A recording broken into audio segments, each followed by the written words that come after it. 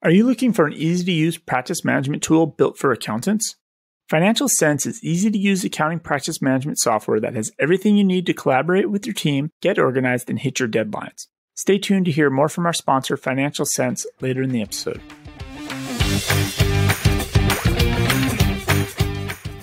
But there was a massive relocation from liberal cities, the coastal cities where property is expensive, and people relocated to other parts of the country. And so I have an article here. So, for example... So you're saying... Wait, I just want to make this clear. Okay. So you're saying that the Trump administration's tax policy drove liberals, or just drove people, high net worth people, out of cities on the liberal coast to places that were more moderate and then pushed the electoral map blue.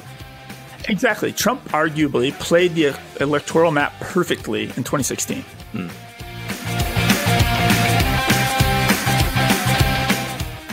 This episode of the Cloud Accounting Podcast is sponsored by A2X. Blake and I have talked plenty about the massive shift to online shopping during the time of COVID-19. This means that e-commerce sellers are dealing with massive amounts of transactions that need to appear in the general ledger correctly so that you can easily reconcile these transactions with a bank statement.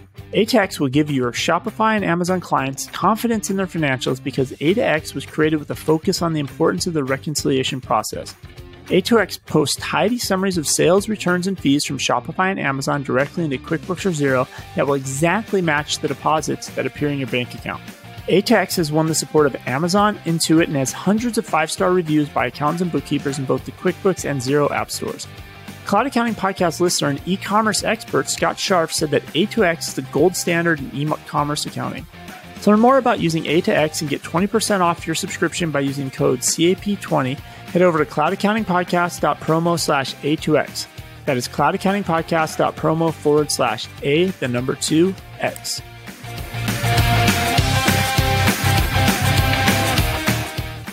This episode of the Cloud Accounting Podcast is sponsored by BQE Core.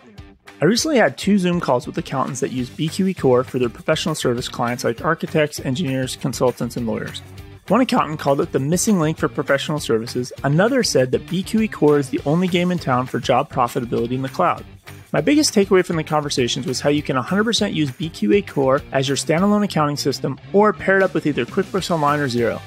Either way, you get to take advantage of all the advanced features of BQE Core like adjustment invoicing, budgets, labor costs, forecasting, contract analysis, and approval processes. To learn more, head over to cloudaccountingpodcast.promo/core. That is cloudaccountingpodcast.promo/CORE. Welcome to the Cloud Accounting Podcast. I'm Blake Oliver. And I'm David Leary. Happy Sunday to you, David. It's happy Sunday to you, Blake. We have a new president-elect. We do. After 5 days, 6 days, 7 days. How long does this take now? Like a week? I just feel like the whole election has gone on. It's been going on for years now. It's like 2 years, right? It's like a 2-year process. You got the primaries, you got the lead up to the primaries, then you got the general election. It's good just to have it done. You know, it's easy for me because I consider myself to be a moderate. So like, I didn't think the world was going to end either way. For me, it was more just like, can we move on to something else? You know, can we move forward as a country, whichever way it's going to be? So I'm glad it's over. I've got some election related news for the accounting podcast. All these allegations of voter fraud. One of them in one state, in the state of Michigan, relates to an Excel error or a spreadsheet error. They don't specifically say it's Excel, but I'm going to assume it's Excel. This is good because anytime Excel is on like our cover art, yeah, we get more listeners. So. That's still very. Excel's a very popular. Excel's a very, very popular draw. Still. Number 1 app, right? Yeah, so we can talk about that. I'm curious if you have any election related stories. Well, I worked the election. You, David. I did not know this, but yeah, you worked the whole day, right? I get up at 3:30 in the morning, and I'm at the polling place on 5 a.m. bright and early, so we can open the polls at 6 a.m. So I worked the polls in Arizona. People came in and vote. Huge turnout. I did the primary, and there was big lulls, but we never really had lulls. Mm-hmm. It was busy the whole day, and I think for people like they talk about fraud, right? All of these things, but they don't realize I'm actually a registered independent. So that's why they like me working the polls. But in every single point of the process is you have in the room constantly a Republican, Democrat. Republican and Democrat. And they kind of paint a picture of like the ballots once they're finished at the end of the night. You know, they get all sealed up and ballots are already segregated based on these ones came in person. These ones were absentee that got dropped off. These ones are provisional. Everything's in sealed, separate bags, signed. It's all separated. So that's what's funny about some of these lawsuits that say, oh, they must separate these ballots. Like the policies are already there separating this. But to kind of paint a picture, right? So two couples, one happens to be Republican, one happens to be Democrat. They're working. And they actually take the ballots back down to the Pima County. These are the observers. They're observers, volunteers. Yes, right. And so they actually have to transport the ballots to the actual recorder's office. And so what happens is the wives get in their car. So it's one Republican wife, one Democratic wife with all the ballots, and they get followed by the two Republican husbands in their cars. And so the ballots are never in one party's hand. Right. Like everybody's watching this like a hawk. And it was funny because I was actually sitting there because I'm the ID checker. I'm checking everybody's IDs as they're coming in. And, you know, sometimes there is lulls. And it was funny because I was sitting there. I was like, it could be so hard to do fraud. I was sitting there trying to figure out, like, how could you even do this at a massive scale? Yeah. Because all 50 states have different rules. Everything's down to like the teeny little county and the teeny little township precinct. Yeah, precinct. Right? Yep. It'd be very, very hard to do this on a massive scale. But and that's still everybody just comforting. I helped the election. And I think actually the general public would do well to understand an accounting concept to help them understand that, you know, fraud in this country is not a big deal because it may happen, but it happens at such a small frequency that it is immaterial. And that's what everyone needs to learn is I think the whole world should learn the concept of materiality when it comes to elections, because you're going to have some crazies who do some election fraud, but it'll be like a handful of votes in a county, right? It's so small that it will never make a difference in the election. And my theory is both sides have tried to do some foolery and it all cancels out anyways, right? It's that whole like, if you ain't cheating, you ain't trying or whatever it's called, right? Both sides probably have foolery going on. But I don't think it's possible at a massive scale. And actually, ironically, it goes against the whole argument because I could argue that Republicans think that Democrats are not capable of running anything successfully. But then you give them credit that they could run this huge, massive fraud of an election. I don't know. So I have a theory on why Trump lost the election, but I think you had an Excel story. So why don't you cover that first here so we understand that? Well, sure. So one of these debunked conspiracy theories is around Michigan. There was a moment during the vote counting when an election map called Decision Desk HQ, one of these, you know, online election maps, showed suddenly that Biden got a huge number of votes while Trump and other candidates got none in Michigan. It was like over 100,000 votes. And so there were social media conservatives who were taking screenshots of this, circulating around saying this is voter fraud. Well, really, it was an Excel error, a spreadsheet error, not specifically called out as Excel, but some sort of spreadsheet error. Apparently, these maps rely on uploads from the different states and counties and whatnot. And so somebody must have made a copy paste error and didn't update a certain column or whatnot. They noticed the mistake and then re-uploaded the file, and then everything was fine. So, I mean, it got to the point where, Donald Trump, President Trump, tweeted, "What is this all about?" in capital letters with somebody else who had, shared this potential issue. So, just Excel error, spreadsheet error. That was it. And I know a lot of the county recorders, right, or the state recorders, they'd be doing press conferences, and they had printed out Excel sheets in front of them, right? And some of them were like real time adjusting the numbers. Not adjusting numbers the wrong way. Like as their updated numbers changed real time, they were changing them in their press conference even. Like, so it's really interesting to see, like, when especially some of the states, I think, were updating like every hour. Yep. And they're putting out a couple of numbers. And there's definitely a lot of spreadsheets going on in this. And you might think that, well, that's not very safe. We shouldn't be doing that. But, if you set up a spreadsheet reporting system well, I'm going to defend the Noble spreadsheet. You can discover these errors and you can fix them. Just like in the case of what happened in Michigan.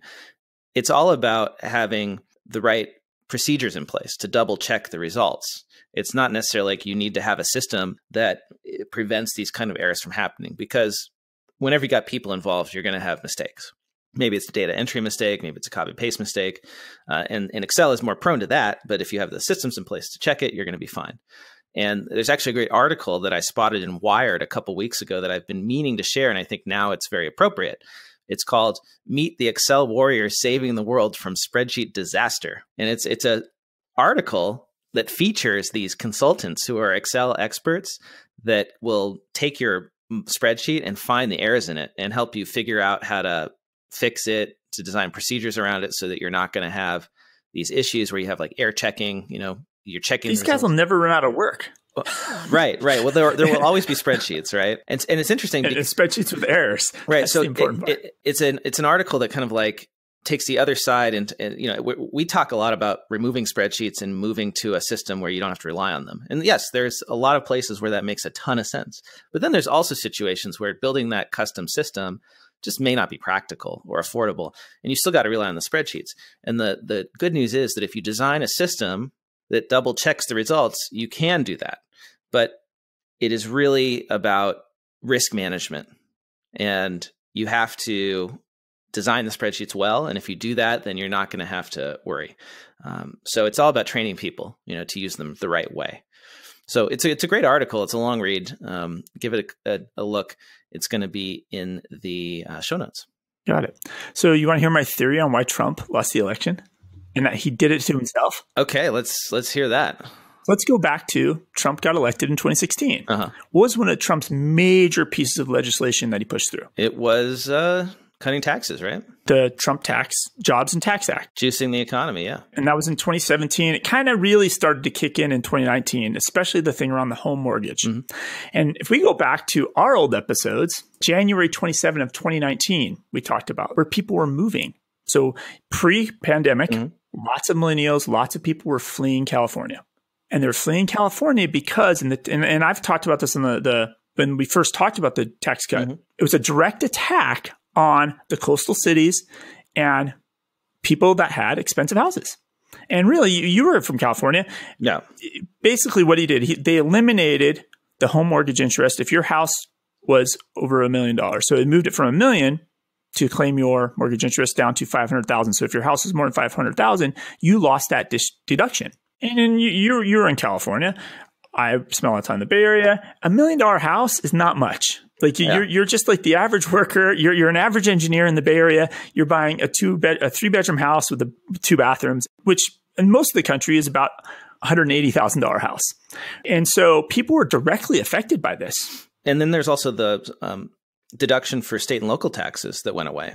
And so I have articles in here. If we go back to, I have articles from November 1st of 2019. This is all pre-pandemic, because we could argue that maybe Trump mishandled the pandemic and that caused lockdowns and closures, and then people fled some of these other bigger cities, right? We could talk about people relocating to that. But there was a massive relocation from liberal cities, the coastal cities where property is expensive, and people relocated to other parts of the country. And so I have an article here. So for example, so you're saying, wait, I just want to make this clear. Okay. So you're saying that the Trump administration's tax policy drove liberals, or just drove people, high net worth people, out of cities on the liberal coast to places that were more moderate, and then pushed the electoral map blue. Exactly. Trump arguably played the electoral map perfectly in 2016. And maybe he played it perfectly again this time, but 691,000 Californians left last year. Where did they go? They went to Arizona, Washington, Nevada, Oregon. I have another article, Georgia. All these states that have the needle moved on, Trump drove people to move to those states. Well, and it's not, and it's like, and people have been noticing this. I've seen memes, we're in Arizona, like, don't California my Arizona. I think I saw a meme that took the Hollywood sign and that somebody changed it to say, stop moving to Arizona. So there's memes like, but he moved voters, because if they would all stayed in California, he would have won these states. And the ones that he needed were, among the ones he needed were Georgia, Arizona, and Nevada. And I mean, were people leaving like New York City for Pennsylvania, or in New Jersey for Pennsylvania? That could have changed it too, right? But it's funny that you mentioned Georgia. That was one of the states that I was on my list of places to go when I was leaving California that I had on my list. So I had Nevada, I had Arizona, and I had Atlanta, right? Georgia. And my wife just wouldn't go that far, being from Southern California. And even Texas, the numbers started to tip in Texas. I can look at like Idaho. Boise's very hot. Like a lot of people from the Bay Area move to Boise because it's cool and hipster. It's everybody's moving there, right? But that shifted the numbers. Clinton in 2016 only got 38% of the vote. Biden got 46%. And he got 50,000 more votes. Like massive people that probably would not have impacted the election if they would have all been in California, got relocated over the last 2-3 years to other parts of the country. And if you look at those are the states that tipped. Trump lost the election on his own based on his own policies. That's my hypothesis and theory. I would love to spend 2 months looking at all the perfect data. Please, somebody take this and run with it. But that's my theory. I want to explore this hypothesis. It seems like it could be true. I mean, can we prove it that the electoral map changed because of tax policy? That's a big deal. I don't know if anybody has anybody is this just your theory, or have you seen this? Like, I mean, if you think about it, there was this big bet that people are so disgusted in Trump, there'd be this massive shift of voters to the other side. But I don't think you see that overall in the general election result numbers. It's 50-50 almost still. So this is a redistribution of the electoral. Not what anyone expected. That's it on the election. We can drop it now. I just think it's the Tax Job Act is the root cause of the election results. Well, we may be done with discussing the election, but I still do have a political issue to discuss related to the stimulus. A judge has ordered the SBA to reveal data about the Paycheck Protection Program and EIDL. We've discussed at length on previous episodes that the SBA has only released data on loans over $150,000, the names, addresses, how much they received in certain bands. And the reason that the SBA said they weren't going to release the data on everyone is for privacy, right? That they didn't want to give competitive information away, blah, blah, blah. Well, a bunch of news organizations filed suit in federal court against the SBA saying that this is a public program. You have to release all the data. You can't just release some of the data. It's not up to you. And a federal judge has sided with the Freedom of Information Act requests by the news agencies and is saying that the SBA has to release all the data on all the loans.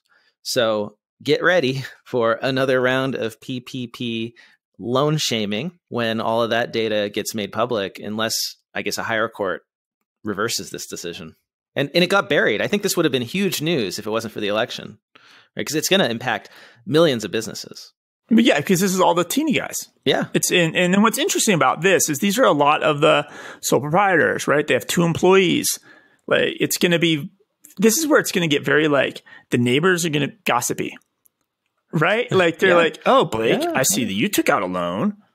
I don't know if this actually accomplishes anything, because I think the other side of this is, they continue about massive PPP fraud, right? They keep talking about this, right? And they think that this is what's going to expose it. But in the grand scheme, if there's all this massive, and the watchdog group that's with the SBA, they're saying that even people that were on a federal do not pay database got loans. There's a lot of failures in many places on this, but they still have yet to only charge 73 people. I know. And the only ones they've charged are people that it was completely ridiculous. Like the guy who used Game of Thrones characters. The most ridiculous situations are the only ones being charges brought up on. Just to put some numbers behind this, what this means is that 4.5 million of the 5.2 million loans, those were under 150,000. So we're going to get data potentially on 4.5 million loans, and just get ready for the press to start going through that, looking for fraud or looking for companies to embarrass, whatever it's going to be. Prepare your clients for this. I have a prediction. There's going to be some guy that took $150,000 loans out. like the same, I did all of them. Yeah. And also related to this, there was a little deeper thing in one of the articles related to the fraud. So researchers at MIT in July, they compared some of the payroll data versus the eligible companies to ineligible ones, and kind of basically figured out that the program itself boosted employment by 2.3 million jobs. So that rate, basically it's $224,000 per job that got supported. It was a very inefficient spend of money. Right, we could have just given the money directly to the people who lost their jobs. I mean, that's what I've said the whole time, is if the point of the program was to keep people from losing their paycheck, let these businesses let them go and then give them a paycheck. It's going to be much more efficient. But I'm not in charge. 2021 is going to come. Trump's gone, but we'll still be talking about PPP for like 2 more years. Like, this is never going away. Like, it's unbelievable. I never imagined we'd be speaking about PPP this much. Well, something we haven't spoken about in a long time is automation and the robots replacing us. And I think a big reason, as we have discussed, is that in a pandemic, the robots aren't very good at adapting. So all of this automation technology that was going to replace accountants, like, didn't, work, right? Scale Factor failed because it couldn't adapt to helping clients with PPP. All their, automation that they had built was like not valuable in this situation. So the firms that succeeded were the ones that could adapt with human beings to help their clients. And like, who cares if you can code transactions automatically? It can't get you a PPP loan, right? Yeah. So I do have an automation story to talk about. The humans have won. Walmart has abandoned its shelf scanning robots and is letting humans do the work. So for 5 years, Walmart has been testing out these robots that wander around its stores. They have them in about 500 stores, and they scan the shelves to see what products need to be replaced. This is a pretty massive test. This is not like one store with one robot. This is beyond test. They've implemented this at 500 stores. It's pretty major. I mean, but for Walmart, that's a test, right? Because there's thousands and thousands of stores. So they decided after 5 years, they're ending their contract with the company that made the robots. These robots are like these little like pill-looking things that like wander around. And the reason given is that humans are just as efficient at doing the work. It turned out that another reason, secondary reason, was that people were getting kind of weirded out by the robots in the stores. So like, people are less weirded out by humans wandering around doing this work. So they decided to junk the robots. I should have put one of those yellow happy face buttons on its vest, and then people would have been okay. But, this is one of my arguments. Like, I don't feel really strongly about minimum wage laws, but I do think that there are unintended consequences. And like, if you raise the minimum wage too much, then those people who are scanning the shelves might get replaced by robots, right? Like Walmart is doing a calculation here. So that's always like the argument, the consideration that I bring up when I'm talking with colleagues or friends about like minimum wage legislation. Like, you increase that, you're going to increase automation, and that could end up just getting rid of the job entirely. That's my 2 cents there. So David, we were talking about earlier people moving to different states, and we talked actually extensively last episode about people moving because of remote work, but there are serious tax implications of that, like living in one state and working in a different one. And you had a story about the AICPA in that. Yeah. So we've sometimes questioned if the AICPA is doing things for its members. So this is an article in CNBC. And the headline of the article is, if you've worked remotely during COVID-19, a state tax surprise could be coming. Yep. And the whole article basically is done based on a poll by the AICPA. So AICPA did a poll. They did a poll of 2,053 American adults, and they found out that like 7 of 10 are unaware that telecommuting from a different state could affect their state taxes owed. Half of them just didn't even adjust their withholding to reflect their work situation. And so the whole table's been set. And this is like in mainstream media, the AICPA is out there scaring people. And so you, as the accountant or bookkeeper, get to have some work now, because they're scaring people that they're going to have to pay taxes in 2 states. Yeah, and it really depends on the state law, the state where your employer is and the state where you are, and whether or not they have some sort of agreement. And if they don't, you could get taxed in both states. It's a real mess. I mean, to me, this is a lot like when the Wayfair Supreme Court decision happened, and suddenly we had to deal with nexus and state sales tax everywhere. This is like that, but for income tax. And some states like New Jersey and Pennsylvania, like they're really close. They have PACs, and then Pennsylvania, Virginia, West Virginia, Washington, D.C., they have PACs. So there's where they agree not to double tax the people that are having to commute back and forth, et cetera. But seven states...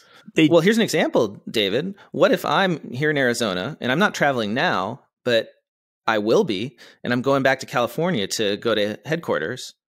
Like, am I going to have to deal with California tax? Like, do I have to minimize the amount of time I spend in California? I don't even know, right? I have to look this up. I still have a rental house in California, and I have to file a return, and they want to know how many days I spend in California, even on vacation. You got to be careful. And then I have to show all my income. So 7 states, so 7 states, they tax teleworking employees based on where their employer's office is located. So Arkansas, Connecticut, Delaware, Massachusetts, Nebraska, New York, and Pennsylvania. And Massachusetts just joined this spring. So this is post-COVID. They put in an emergency rule to tax out-of-state workers that commute to their state. So this is an opportunity. Every time people get a headache thinking about this, that is an opportunity for accounting firms, if you ask me. And the ASCPA is actually doing us a big favor by going out there and talking about this and putting it in the mainstream press because they're trying to build awareness. I mean, I assume that's what the goal is, right? And so if you are a firm, come up with a marketing campaign, a sales campaign around this income tax nexus for your remote employees. And you could consult with employers, especially employers, because as soon as you have remote employees in more than one state, you probably got to file a state tax return. Well, I mean, some of this is requirements. Like if you, in the state of Arizona, if you have an employee that's working here for more than 60 days, you now have to start withholding taxes as an employer. So the employers, yes, your small business clients have requirements. So there's requirements for the employer. There's requirements for the employees. Lots of opportunity to like make people aware of this way in advance of tax day, which is coming way sooner than we think. Right? It's April is not that far away. So let's create these campaigns now and make our clients aware of it and get a bunch of consulting revenue. And it works. Like it's fear-based marketing. I'm even scared because it says like the Melio's corporate office in New York City. If you work even one day in New York, you're required to file a return. So you basically can't go to New York except for pleasure. But right? I've already went once this year. Oh no. So now you got to deal with that. But technically I don't think I was hired yet then. So maybe there's a way around this. Yeah, you got to, maybe somebody on the listening can help you, David. We got to figure this out. I've hired a tax accountant now. So that is my, I think, top tip of the week, but I've got more practice management news that I've been like saving. I want to get this off my chest, right? Because these are great tips for people who are running cloud-based remote practices. Just honestly, any accounting firm and bookkeeping firm could benefit from some of these tips in articles that I've spotted over the last few weeks. So mind if we go through some of these? Yeah, I have a tip of what not to do as well. So I'll let you go first. All right. So here's what to do. So this was an article on the Zapier blog, and I love the content that they put out on this blog because it's not just about how to use Zapier. It's about how to automate your business and make it better. So this is called How One Simple Zapier Workflow Created a Multi-million-dollar Business. And it's about a company called Bonjoro. They make an app, and they have used Zapier to automate creation of tasks so that they are reminded to make a personalized video welcome for every single customer who signs up for their app. So the CEO has a commute on a ferry, and when he's sitting on the ferry every morning, he goes into his task queue, which was created by a Zapier integration with, I think they use Intercom. So their sign-up form connects to Zapier. Whenever anyone signs up, he gets a task to go make a personalized video. And he records on his ferry ride like a 30-second video for every person that's personalized to them when they sign up, and he emails it to them. And he said that conversions increased by 200% just from that simple change. Think about it, right? Somebody's personally welcoming you to use your app. And I was thinking about this for myself as an accountant, like how great would it be if every time somebody filled out the contact form on my website, I, the firm owner, made a personalized video saying, thank you for your interest. Here's a little bit about me. I look forward to chatting with you. Here's the link to book with me. Wouldn't that win over somebody who just sends an email response? I think it'd be great. So that's one of my tips. We've got a great tip from Ryan Lazanis. He has a fantastic newsletter called Future Firm, which I highly recommend everyone subscribe to. And in one of his recent newsletters, which was titled How to Get Accounting Clients in a Changing World, he said his top tip is actually a really simple one. It's not complex. It's one that many firms fail to take advantage of, though, which is they never make sure that they are visible in local search engine results, and specifically Google Maps. So, and I think I think I saw that article from Ryan, and the reason why is there was some press or some study that showed consumers are really trying to go hyper local right now. And they want to support local businesses. Like that's a big thing during the pandemic. It's like support your local small businesses. And even though people are working remotely, they still want people who are proximate to them. Everyone's working from home, but we still want to work with people in our city or in our state. I mean, I could see how there's an assumption, that, hey, if I'm going to get a CPA, I want one in my state because they maybe understand my state's tax laws better. Yeah. Or, like if I have a problem with them, I want to be able to track them down, right? Go find them. So, I would feel that way, right? If I'm hiring a lawyer, I want somebody who's like, well, they got to know my local law anyway. So I need, but it would be nice to have somebody in my city, right? So I could go meet up with them if I needed to. So anyway, the big tip is make sure that your firm website is showing up in local SEO results. So you got to sign up for a Google account where you can manage your listing, and do that, fill out all the fields, get listed. It'll make a huge difference. It's probably the same thing on Facebook. Like all of these companies now have this local, hyper local results. You probably want to be on Yelp and all the other stuff. Yeah.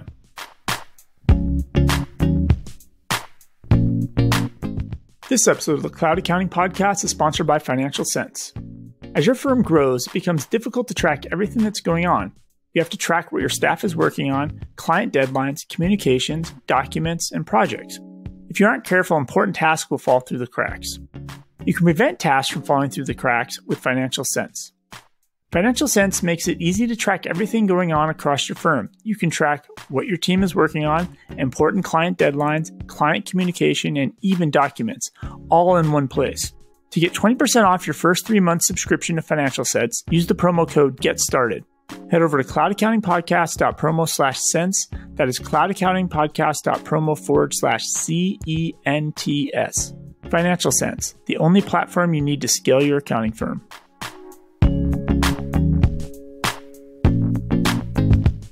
Last one I've got is from our friend of the show, Acuity, which is owned by Kenji Kuramoto and Matthew May. And we spoke at their conference a year ago. We did a live podcast recording at the Acuity Con. They're based in Atlanta.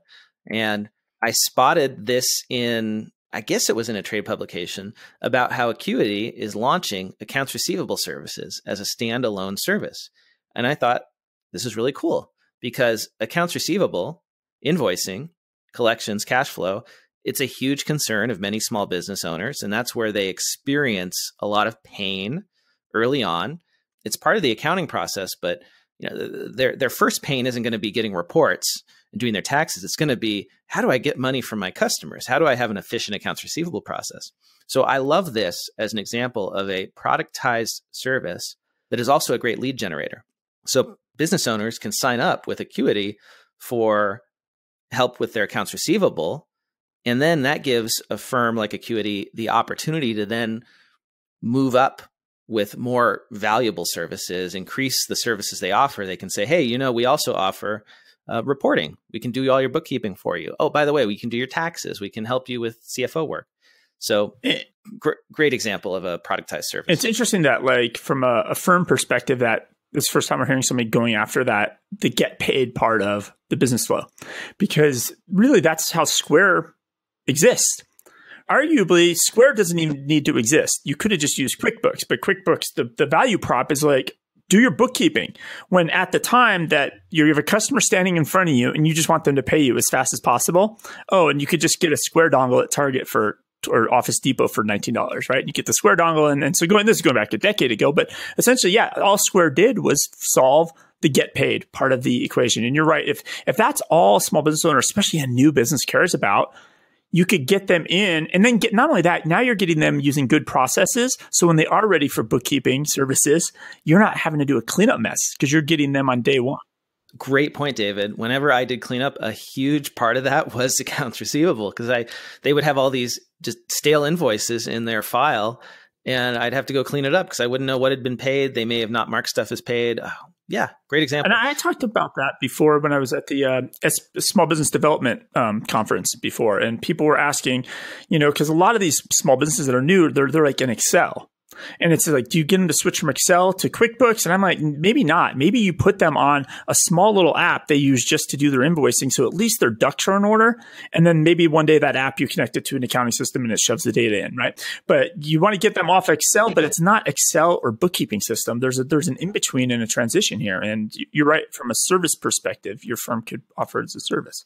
And you know exactly what that app is, which I use for exactly this purpose. You mentioned Square as being, the Get Paid app. Well, the other one for services businesses is FreshBooks. I used to recommend FreshBooks before they even had this, new accountants program. I had many clients where I just told them, guess what? You guys use FreshBooks to do your invoicing. I'd help them set it up, and I'm going to do your accounting on Xero. And I would sometimes connect it, but often not. And it was just easier to give them a solution where they could just go get paid. And FreshBooks, that's the problem they solved very easily, was how to send an invoice and how to get paid online easily. And that's why FreshBooks is doing so well. It's because they are solving that key pain point. And we as service providers need to think that way about our clients. What is the thing that hurts them the most right now, and how can we cure it and attack that with a service without trying to sell them everything all at once? Well, years ago, I think I said this on back when I was much younger and I was on the 40 under 40 list. And they asked at that time, so this was 6-7 years ago, like what was the biggest thing probably facing accountants and bookkeepers? And my argument then was, you're not part of the conversation early enough. And it used to be like you'd start a new business. On day 2, you'd go get an accountant. On day 3, they'd say, go get QuickBooks. And because there was nothing on the market. But now on day 1, you start a business. Day 2, you can just get 10 apps on your phone and start running your business. By the time you think about bookkeeping software or an accountant or a bookkeeper, that's 8 months down the road. And so like, how do you, like, that's a challenge, right? How do you get yourself back into the day 1 conversation of a business? And you're right. Maybe you just focus on getting paid. So we've been talking about apps, Square, FreshBooks. Maybe this is a good time to get into our app news segment. Yeah, I just wanted to touch quickly before that is of a don't do with your firm. Oh yeah, what should you not do? You should not cheat on exams. So oh no, I think this occurred before we were doing the podcast. It did, and then there was a fine that occurred that we may have not. I don't even remember us ever talking about this, but essentially, California has announced the California Accounting Board fines KPMG $1.3 million for a cheating scandal. And this is tied to a settlement that was reached in 2019 with the SEC, because KPMG admitted to their allegations that they had professionals cheating and sharing answers on internal training exams. These are audit professionals. Yeah, they were. I think it was the ethics exam in California. There's an ethics exam that every CPA has to take, and it's hard. It is not easy. I failed it the first time I took it. And they were like systematically cheating on it. So, yeah, it's an online exam, right? So they were giving each other the answers.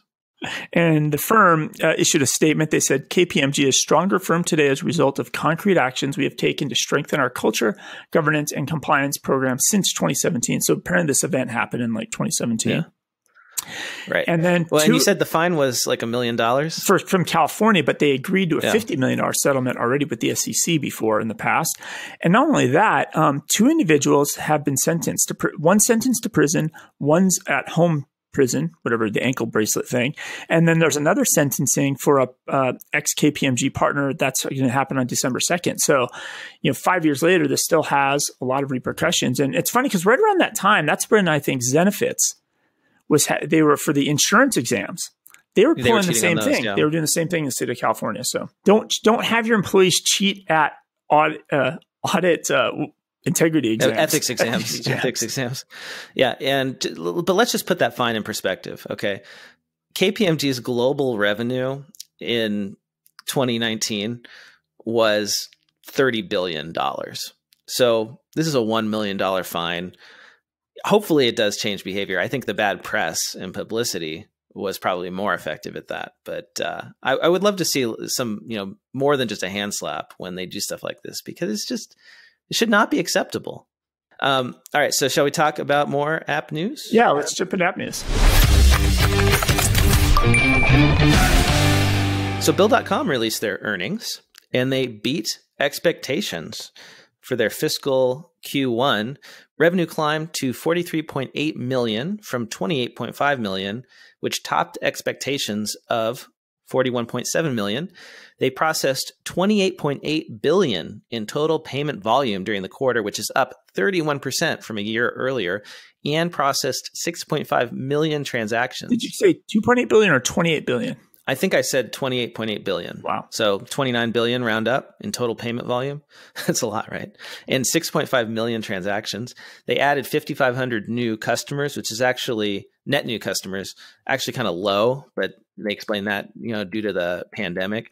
Most of their revenue increase came from existing customers, which is actually good. They're a growth company now, right? They're not going to be like a startup forever with crazy customer numbers. CEO Rene Lacerte was on the earnings call, and he said that the reason they were able to increase revenue so much was that their small business customers were able to, quote, get back to business, unquote, relative to the prior quarter, which drove momentum across the company. So that's good news. Unfortunately, the market's still took Bill.com stock down 8%. So I'm not sure what's up with that. I think it's just the overall macroeconomic and election stuff, overcame that. I always feel like, historically Intuit, they'd announce numbers and everybody's like, these are great numbers. And the next day the stock would go down. I don't, it's impossible to know what the street's thinking on these things. It's very, very confusing. So Square released their numbers. I don't want to go into like the details of those, just do some highlights. And a lot of it's tied to that Square Cash App. Right. They're making tons of money from that. Yeah, it's super, super successful. I actually just used it the other day. I had it installed about a month. I finally connected it yesterday. I had to, my mother-in-law's in Atlanta and we had to pay she needs some assistance at her house, some work done, and I had to pay somebody through the Cash App. What's interesting about this, so I was just in the app before I talk about their numbers. It's starting to become like a to-do everything app. I noticed that yesterday. I can buy stock in it. I can do Bitcoin in it. I can do crypto coins in it. I can keep money in it. And it has it. And I have my own banking and routing number. And it's actually not even hidden. Like, like a lot of apps, like, okay, I want to get my routing number and banking number and I have to go 8 menus deep to go find it, to provide it somewhere. It's front and center at the top of the app. So people can transfer money into your cash account with a routing and account number? Yes. Or is this for your bank account? No. This is like, I have my own, I could utilize this I have ACH numbers to deposit money straight. Oh, wow. So I could give this to my employer and my employer. Because this is, it's bank. Now basically a bank account. It's a bank account, essentially, right? Wow. And I can do all these things through it. And then I also noticed I can do business payments. I can send payments for free, kind of like in PayPal. But if somebody pays me through the Cash App, I have to, as a business then right? You pay a fee. And I pay a fee, right? What is the fee on that? So I think if I remember correctly, it was like 2.75%, 2.74 for a credit card payment. For a payment. But if they directly transfer from their even Cash then, there's App, a fee. Okay. Gotcha. So let's go to some of these numbers. So the key driver of their strong results is the banking app tripled its profits from a year ago and is now almost half of the company's total gross profit margin of $794 million. This app. That is crazy. So like Square, which started as a point of sale system and a credit card processing system, is receiving half of its revenue from basically a banking product. Yes. That's amazing. And so as I noticed, there's a lot of things this does. They had specifically addressed that. Dorsey said the way they see it, there's about 30 million Cash App users in the US who probably would like to see this happen. And when he says this happen, is that it becomes an Uber app platform. It's a super app and you do everything in it. So this is similar to, these apps we've seen in China where you do everything in the app. In a way, it's almost like a chat app you use to pay, use it to bank, use it to do everything, to shop. He's going to take those next steps where you're going to do everything inside this app. So it's like a super juiced bank account where you don't ever have to leave. Like why do I need to go get a brokerage account somewhere else and then get another weird cryptocurrency wallet thing somewhere else? Like they're bringing that really to the common man. It's not the right thing, but the person that just doesn't want to deal with all this. It's too complicated. It's making it accessible. I mean, basically that's the word I was looking for. Yes. Yeah. And not only that, I can even do some of that, what's that fractional investing where I don't actually buy the stock, but I'm buying like pennies at a time of a stock. There's other companies and apps that do that, but now it's super convenient. I'm already in the app. I don't have to do anything. And so they also talked about the Square card has increased each quarter. And not only that, in $250 million in the third quarter was spent by sellers using the Square card. So there's the Square app, but then there's a Square card. So now I'm a Square customer. I'm a small business owner.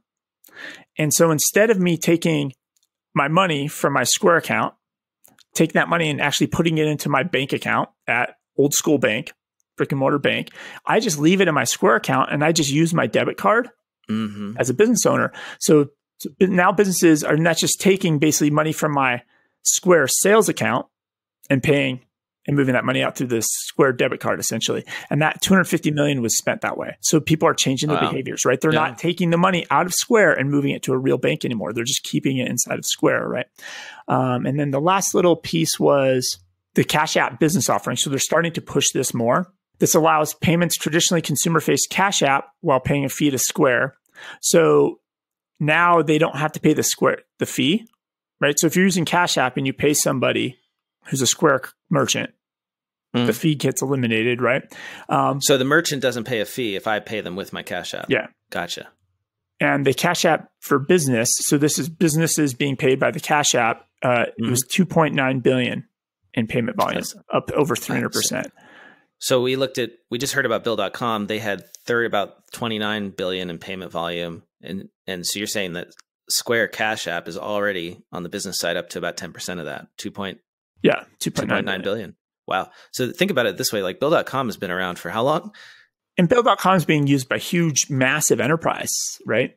And so this is burrito sales, right? These are teeny sales happening at this kind of volume. It's growing fast. Interesting. Wow. Well, I may need to buy some Square stock. I don't know. Oh, it's too late. It's like, overpriced. You missed it. You had to buy it like in January when it was like $62. Now it's they're changing the price targets to like $215 from $185. Crazy. Now. Yeah. Well, small update from Xero. Now, as an accountant, when you create a customized chart of accounts template in Xero, you can edit the report code mapping, which doesn't sound like a big thing, but is actually a big deal because it means that at a practice level, you can create a chart of accounts template for a specific industry or a type of client you service. And then now that you can update the report code mapping, it means that that template works on a practice level with your report packages that you've also developed at a practice level. So when you go and you create a new Xero account and you add in that templated chart of accounts, it's automatically mapped to that report package that you already set up. So the idea is like you've customized a set of reports for a particular client, and now you can just basically duplicate that for every client that's similar after that. So neat feature that I don't think a lot of US accountants are necessarily taking advantage of, but I think it's worth, if you're standardizing on Xero, to take the time to create those report packs at the practice level. And now that you can, map the chart of accounts templates, do that as well. It basically just lets you like clone and go after certain verticals and just clone accounts so that you can stand them up real fast.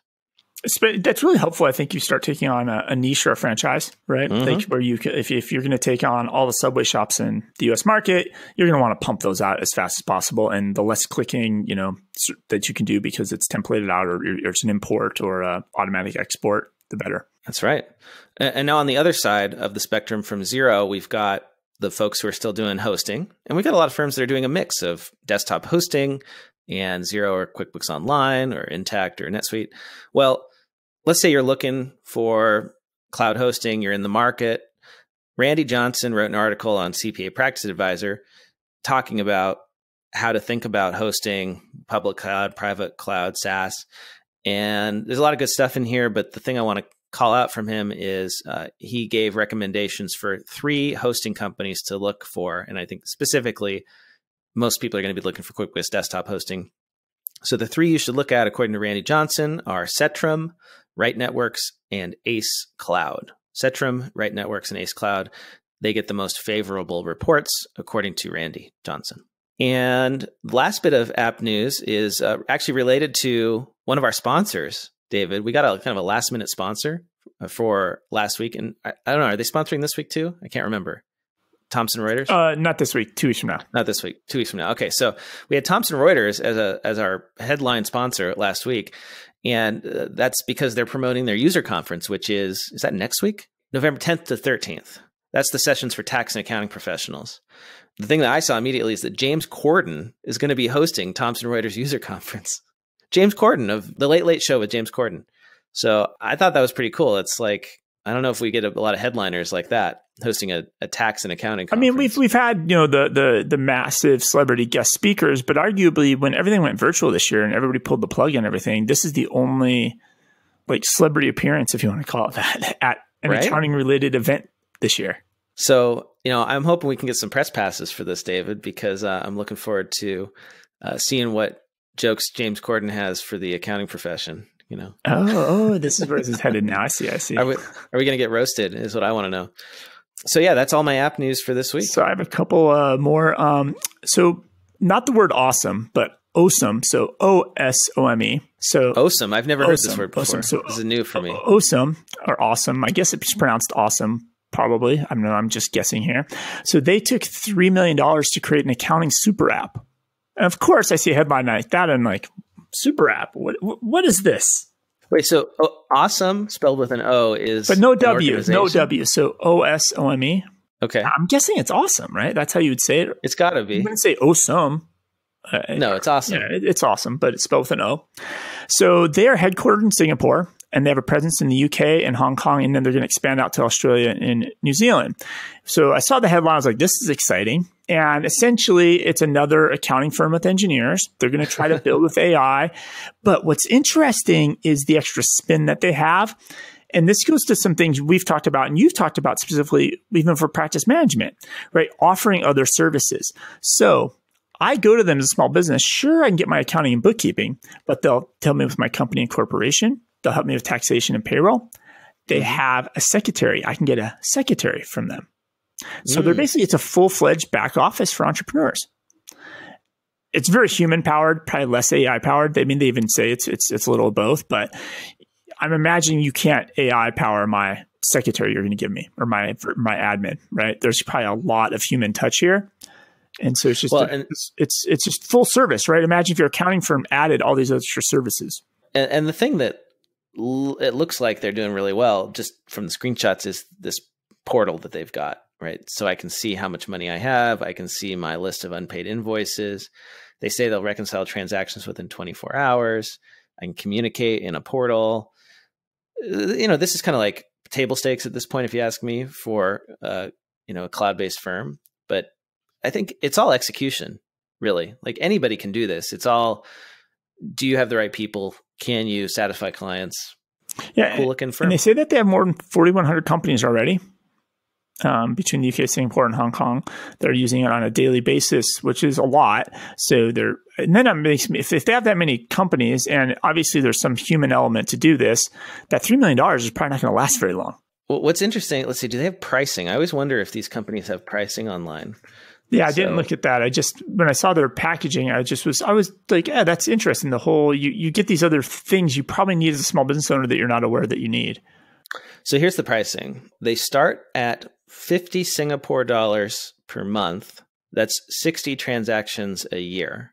And that gets you an annual management report, unaudited financial statements, estimated chargeable income. 60 transactions a year or a month? A year.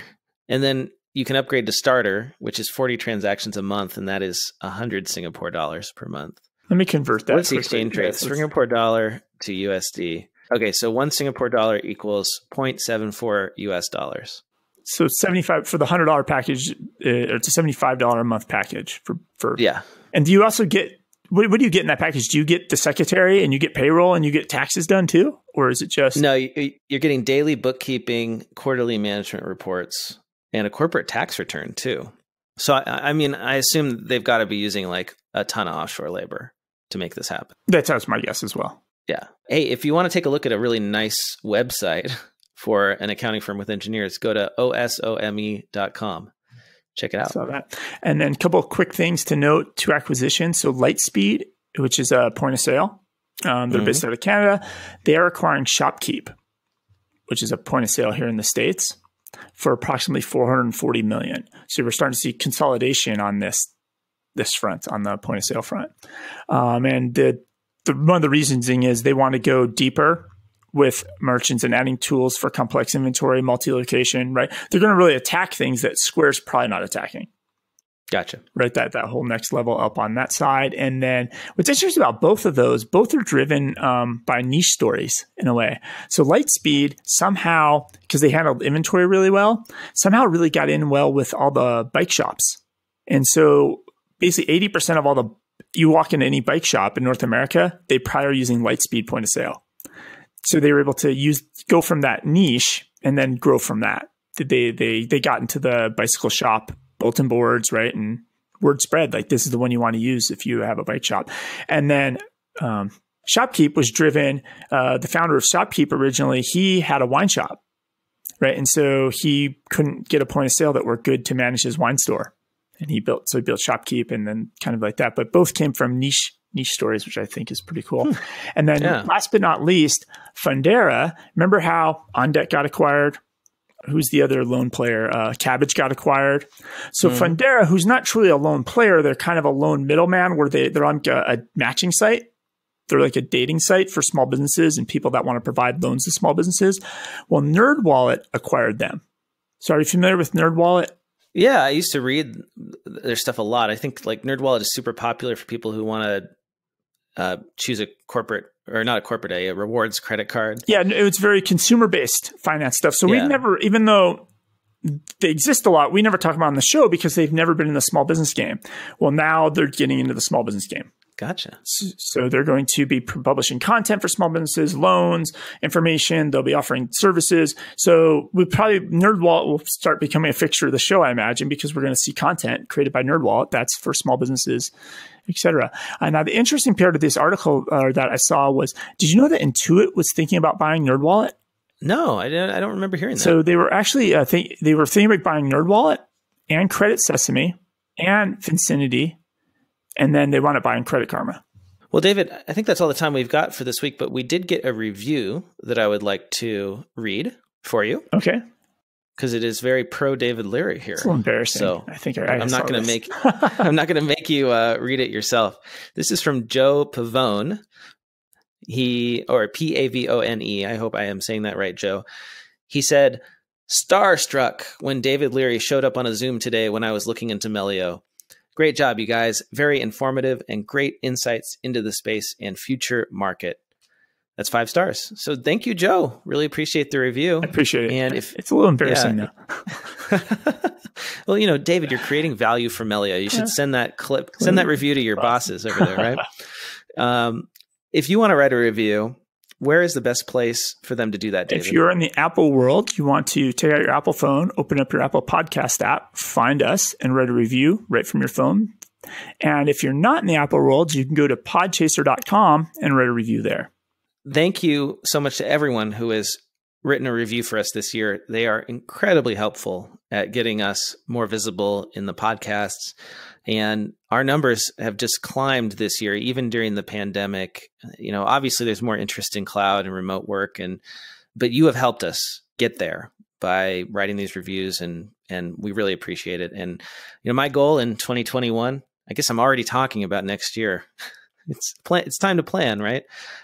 Is create a show that is filled with the content that you want to listen to, that helps you, whatever you're doing. If you're a developer, if you are an accountant or a bookkeeper in a small firm or a big firm, let us know what you guys like when you write that review, what speaks to you, because that helps us figure out what stories we're going to cover on the podcast. Yeah, and that's nice that you had a little reflection there, because this is our episode 200, Blake. What? We didn't have like a big celebration? I guess we've been doing this so long. We kind of it's like when you have your 40th birthday, right? You're like, what do you do? Install some special music or sounds right here, and this rattlers just spin. We'll have a couple fireworks, some cheers, fireworks. Got it. Well, I can do that. You did it. Post-production. If you want to leave us a voicemail, we've got a voicemail number. You're welcome to call. It is 202-695-1040. Leave us a message. You have a limit, so try to keep it to about a minute, and we'll listen, and we might even play it on the air. And if people want to find you online, David, where's the best place? On all the socials, I'm just at David Leary. You can find me on Twitter. I'm at Blake T. Oliver. And if you want to connect with me or David on LinkedIn, just tell us you're not a bot. Until next week, David, stay safe. Have a great, beautiful November in Arizona. Hopefully. Talk to you later. Bye.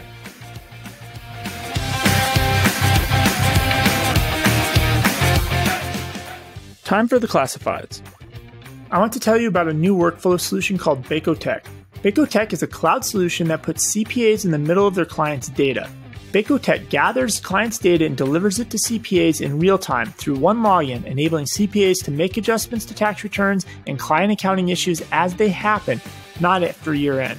Bacotech helps CPAs provide their clients with the proactive services they need and increases the firm's efficiency and leads to working less overtime in busy season. To learn more about Bacotech, head over to bacotech.com.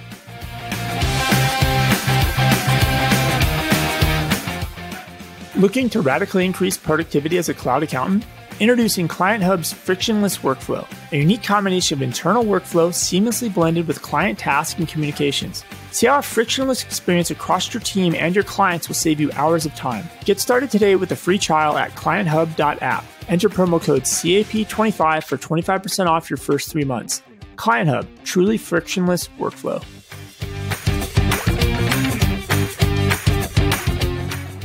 Want to get the word out about your newsletter, webinar, party, Facebook group, podcast, ebook, job posting, or that fancy Excel macro you just created?